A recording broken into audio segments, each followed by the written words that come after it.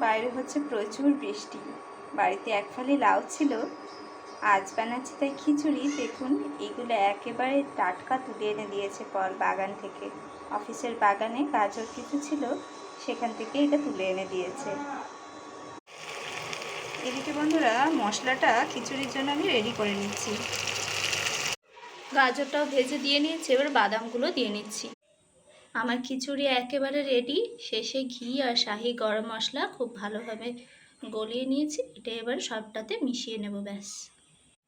খিচুড়ি বন্ধুরা আমার সব থেকে প্রিয় খাবার, আর দেখুন কতটা সুন্দর হয়েছে।